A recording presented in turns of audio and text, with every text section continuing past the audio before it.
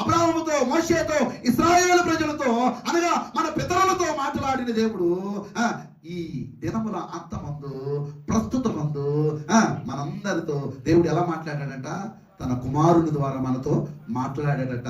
ఆ కుమారుడు మరెవరో కాదు, మన కొరకు పరలోకము నుండి పంపబడినటువంటి వాడు, తన తండ్రి చిత్తాన్ని నెరవేర్చడానికి ఈ లోకములోనికి వచ్చినటువంటి వాడు. నీ పాపాన్ని, నా పాపాన్ని, నీ మరణాన్ని, నా మరణాన్ని, మనందరి పాప మరణాల నియమము నుండి మనల్ని విడిపించడానికి, మన పాప మరణాల శాపాన్ని వహించి ఆయన శాపగ్రస్తుడై ఆయన ద్వారా మనుషులందరూ రక్షించబడాలనేటువంటి ఉద్దేశాన్ని కలిగినటువంటి దేవుడు తన కుమారుడైన యేసుక్రీస్తు వారనే వాక్యము ద్వారా, గుర్తుపెట్టుకోండి, కుమారుడైన యేసుక్రీస్తు వారనే వాక్యము ద్వారా, ఆ వాక్యమైన దేవుని ద్వారా మనతో ఆయన మాట్లాడారు.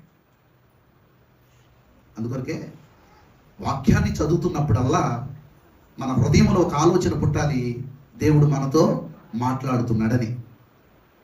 వాక్యాన్ని వింటున్నప్పుడల్లా మన మదిలో ఒక తలంపు పుట్టాలి, దేవుడు మనతో మాట్లాడుతున్నాడని కదా. నేనంటాను, వాక్యము బోధించబడుతున్నప్పుడు మన హృదయంలో ఒక శ్రద్ధ పుట్టాలి, ఆసక్తి పుట్టాలి. ఎందుకొరకనంటే మాట్లాడుతుంది నీతో మనిషి కాదు, ఎవరో తెలుసా? నిన్ను సృజించినటువంటి సృష్టికర్త అయిన దేవుడు. చప్పుడు కూడా దేవుడు నామని మహిమపరచండి. హల్లెలూయా. మరి ఇలాంటి విషయాలు